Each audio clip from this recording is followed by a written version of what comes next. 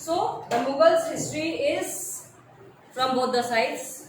From the mother sides they were the descendants of जंगीज Khan, जिसको हिंदी में आप कहते हैं चंगेज खान, ठीक है।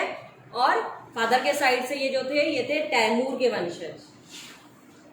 तैमूर आजकल वैसे बहुत फेमस है, right? So that is why there was some issue because both were the invader.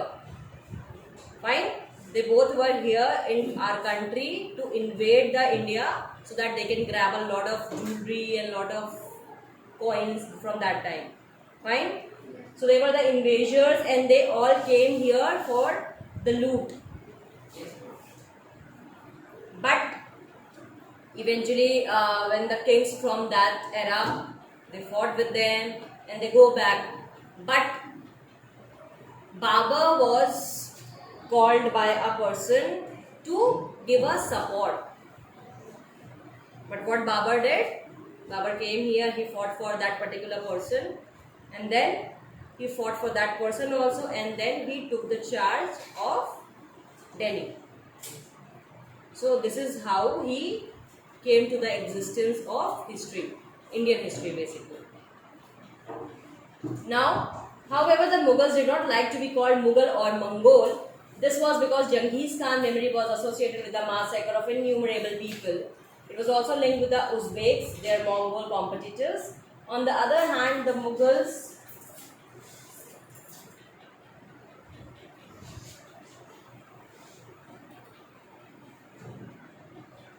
proud of their Timurid ancestry, not least of all because their great ancestors had captured Delhi in 1398. Fine. So Mughal basically आए यहाँ पे लूट करने के लिए, इन्होंने यहाँ पे आक्रमण किए, जितने मंदिर थे उनमें से खजाने लूटे. They came here.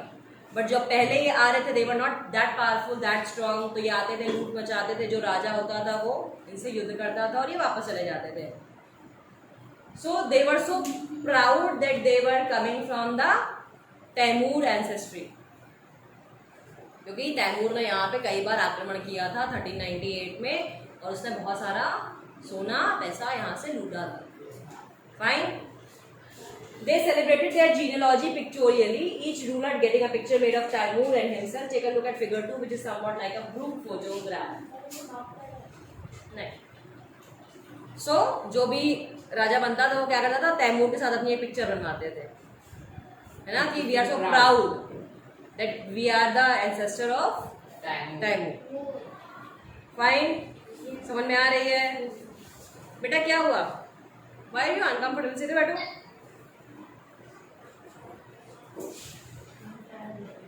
So here's a question: do you think this painting suggests that the Mughal claimed kingship as a birthright?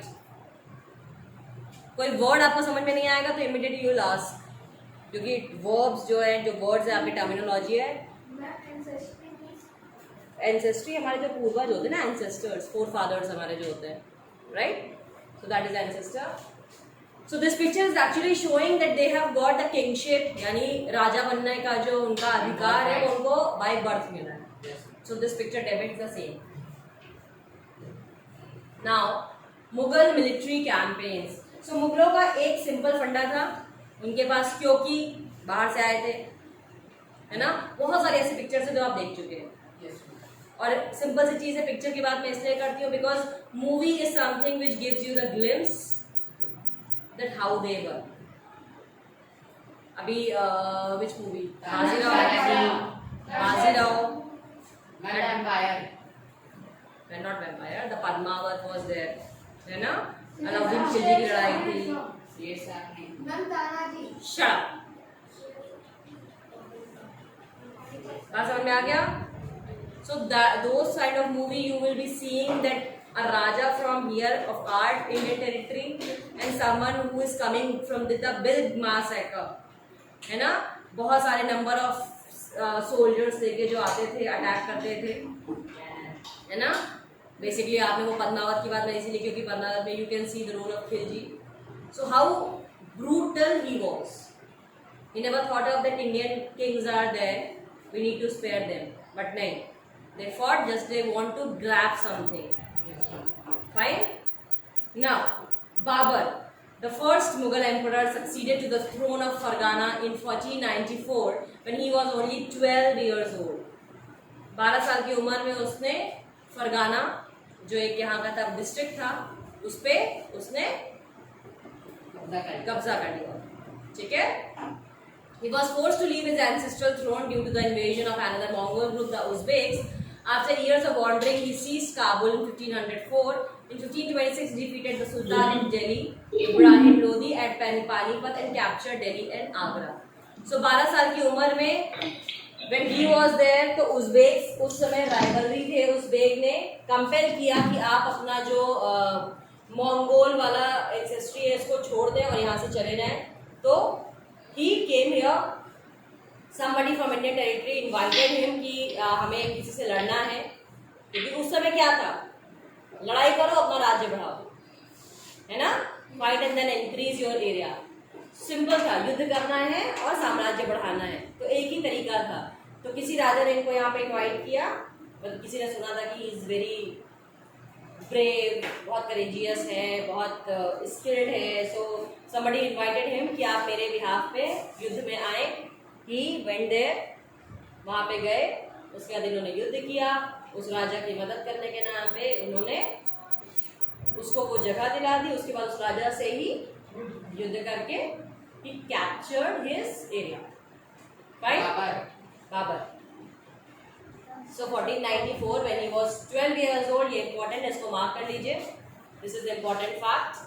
In which year he became the head of Fargana district, not king, not king. Head, किसी एक position पे आया था, तहसीलदार sort of. Yes, बेटा. Ma'am, he defeated whom while being the किसको हराया? इस चीज को यहाँ पे क्लास में मेंशन इससे नहीं किया जाता क्योंकि जब आप बड़े हो जाएंगे थोड़ी थोड़ी हिस्ट्री आपके हिसाब से बड़ी की जाती है. बात समझ गए. अभी जब आगे के चैप्टर्स पढ़ोगे तो आपको ये चीज़ें ज़्यादा क्लैरिटी से मिलेंगी. फाइन.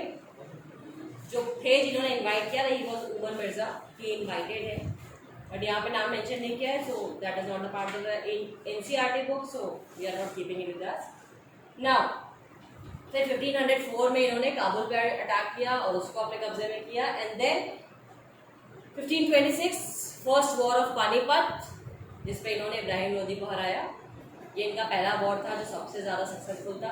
बाबर का जो लाइफ स्पैन था बहुत छोटा था, लेकिन उसने जो युद्ध किए वो सारे सबसे ज़्यादा इंपॉर्टेंट थे. बेटा क्या दिक्कत है, ऐसे पैर में क्यों हिलाते रहते हो तुम लोगों को, क्या दिक्कत है? हाँ, कुछ प्रॉब्लम हो गया है क्या? कॉन्सेंट्रेशन यहाँ नहीं है, you can go out, but do not fetch my attention. सीधे बैठो एकदम, फिर देखो पैर हिल रहा है. तो बाबर के टाइम में जो सबसे ज़्यादा उनके युद्ध थे वो यही था, पानीपत वॉर, राइट, घाघरा का युद्ध, चंदेरी का युद्ध. ठीक है. अभी आगे आने वाले पेजेस में आपको एक चार्ट मिलेगा जिसमें सारी चीज़ें लिखी हुई है. सुनाओ. ये बाबर के जो युद्ध है इनको मार्क कर लीजिए. पहला पानीपत का ही है. Now table 1 chart some of the major campaigns of the Mughals. Study it carefully and see it how you can notice any long-term patterns. You will notice, for example, that the Afghans were an immediate threat to Mughal authority. तो मुगल जिससे डरते थे वो थे अफगानी. अफगानों से उस समय मुगल डर रहे थे क्योंकि वो भी उतने पावरफुल थे. Note the relationship between the Mughals and the Ahoms. Ahoms was a tribal community जो बार बार अटैक कर रही थी. ठीक है. The Sikhs and Mewar and Marwar. How was Humayun's relationship with Safavid Iran different from Akbar's? Did the annexation of Golconda and Bijapur in Aurangzeb's reign end hostilities in the Deccan? हाँ बेटा. हुमायूं नाम है उनके बेटे का. ठीक है. ये है आपकी table. This is very important और पढ़ना है तो इसी से पढ़ना है. क्वेश्चन बनेंगे तो इसी से बनेंगे. बाबर ने 4 वॉर इंपॉर्टेंट की थी. यहाँ पे 3 मेंशन है, 1526, 27, 1528 and 1529. The years are so important that you need to keep it in your mind. पहला युद्ध था बाबर का पानीपत का war. Number 2 Khanwa, number 3 Chanderi, और 4th था वॉर ऑफ चौसा. यहाँ लिखा नहीं है. If you wanted to keep it, that happened in 1529. Note down. And what was the name of war? Chausa, Chausa, CHAUSA, against the rain. CHAUSA. Chausa is a place बेटा. चौसा आम होता है ना. Yes, ma'am. Yes, ma'am.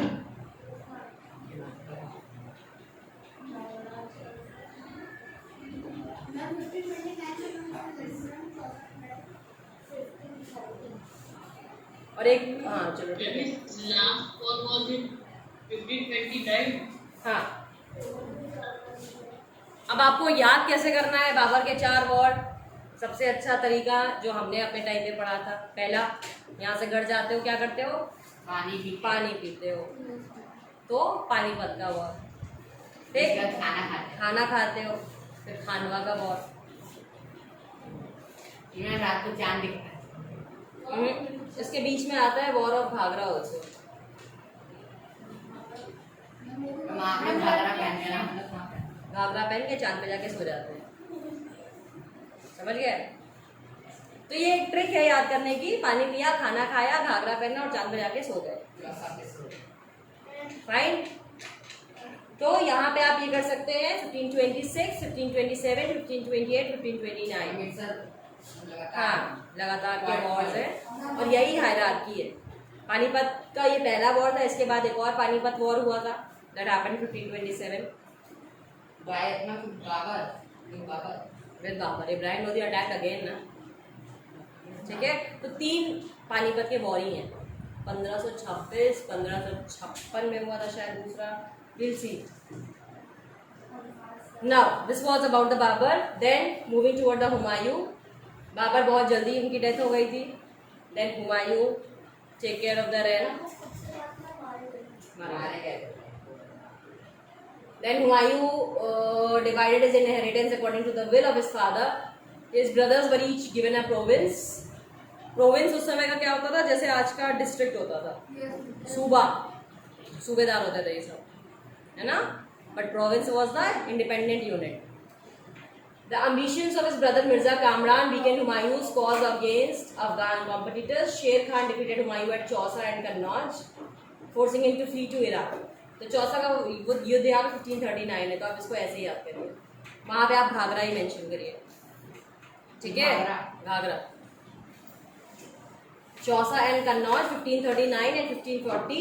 Humayun की क्या स्टोरी थी? हुमायूं जब राजा बने आफ्टर बाबर, तो क्योंकि विल जो थी वो सारे बच्चों में बटी हुई थी.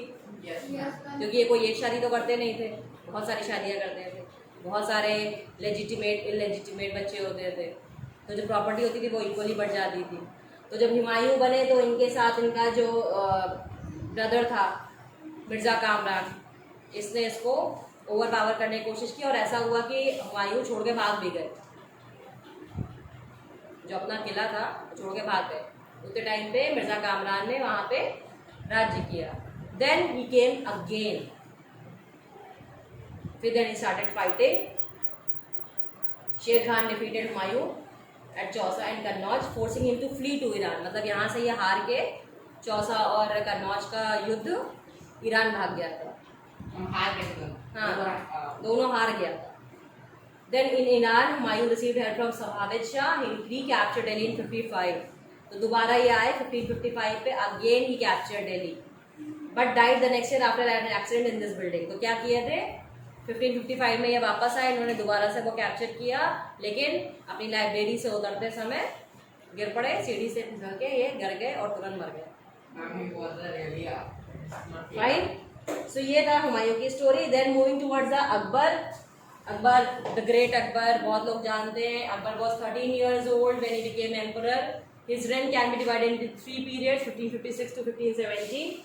Akbar became independent of the regent Bairam Khan and other members of his domestic staff. जो उनका सेनापति था बैरम खान था अकबर का. सारी training was given by Bairam Khan.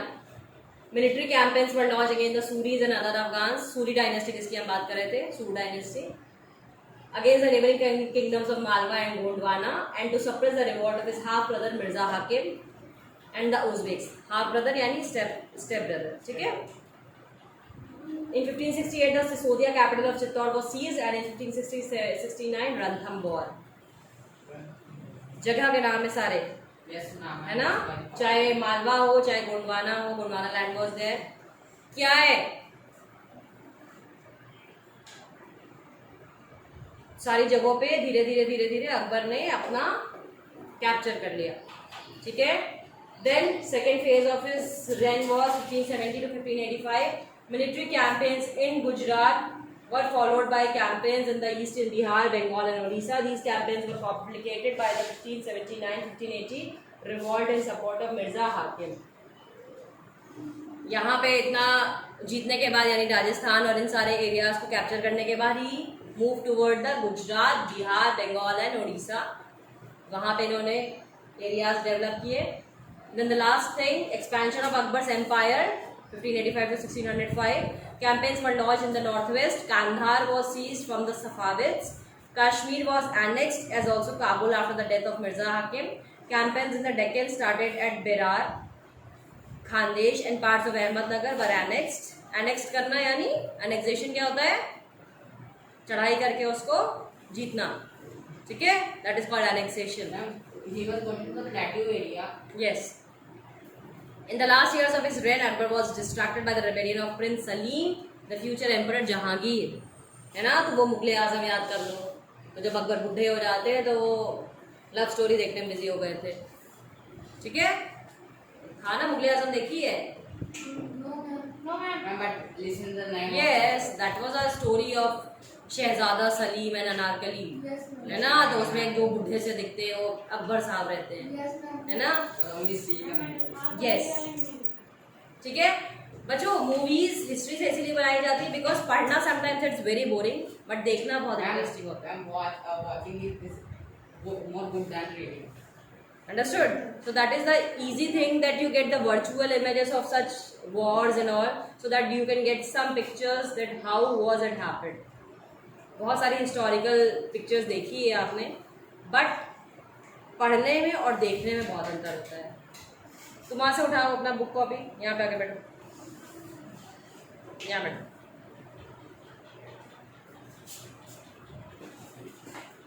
समझ में आ गया? Yes, ma'am. Students online, are you all clear? Yes, ma'am. Yes, ma'am. Yes, कितने ma'am. वॉर हुए, ये इम्पोर्टेंट है आपके लिए. Yes, इनको दिमाग में रखना है और इनका ईयर याद करना है because that is most important for you. 1526 से लेके 1529, then moving towards the 1539 1540. Fine. Akbar का एनेक्सेशन अभी आपने पढ़ा है, इसके वॉर आपको नहीं बताए गए. नाउ अब अलग अलग इसको देखिए. यस बेटा. अकबर की डेथ कब हुई थी? पता नहीं बेटा, वैसे ईयर तो मुझे भी नहीं याद है, लेकिन मरे तो थे इतना तो तय. I think 67. We need to check. Okay, so military campaign started by Akbar continued. The Sisodia ruler of Mewar, Amar Singh, accepted Mughal service. Market, राजा का नाम दिया हुआ है. Less successful campaigns against the Sikhs, the Ahoms and the Ahmednagar followed. Prince Khurram, the future Emperor Shah Jahan, rebelled in the last year of his reign. The efforts of Noor Jahan, Jahangir's wife, to marginalize him were unsuccessful. ठीक है? तो अभी तक क्या देखा? बाबर, बाबर का बेटा Humayun. Humayun का बेटा Akbar. अकबर का बेटा Jahangir. जहांगीर का बेटा, Shahjahan. ठीक है? यस. And then orange. पहले का ऐड आता था ना, किसका बेटा कौन, बड़ा इंटरेस्टिंग ऐड होता था. चलो, Shahjahan. Mughal campaigns continued in the Deccan under Shah Jahan. The Afghan noble Khan Jahan Lodi rebelled and was defeated. Campaigns were launched against Ahmednagar. The Bundelas were defeated and Orchha seized. In the northwest, the campaign to seize bulk from the Uzbeks was unsuccessful and Kandahar was lost to the Safavid. In 1632, Ahmednagar was finally annexed and the Bijapur force sued for peace. In 1657 to 1658, there was conflict over succession amongst Shah Jahan's son. Aurangzeb was victorious and his three brothers, including Dara Shikoh, were killed. Shah Jahan was imprisoned for the rest of his life in Agra.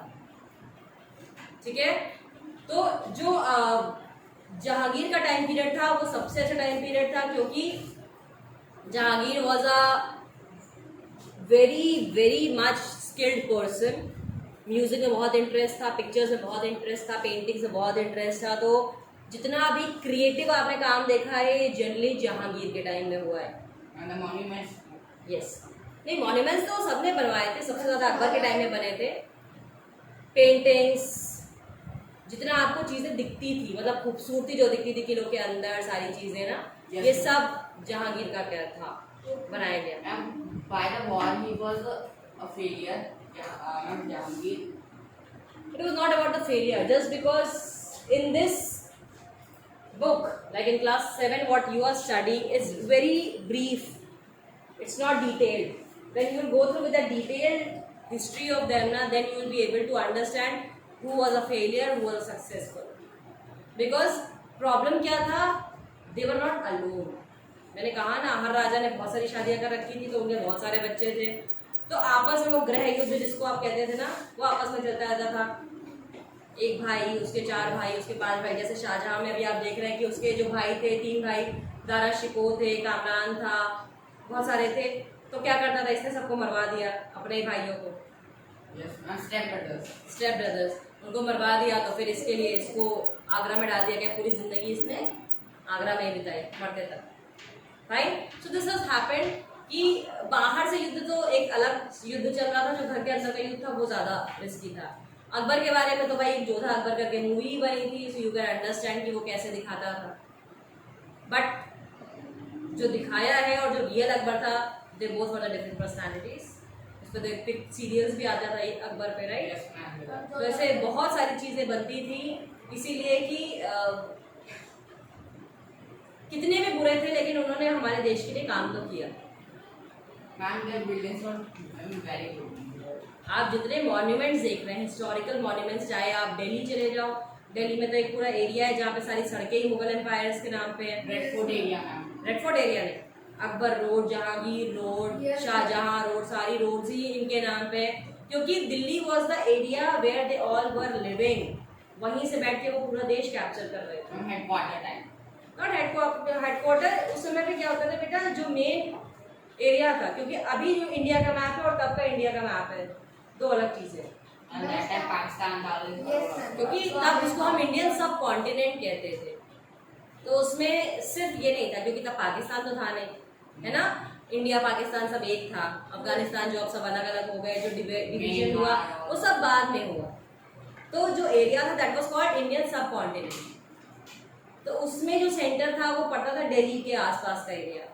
तो जो वहां पहुंच जाता था उसके लिए किधर भी मूव करना इजी हो जाता था.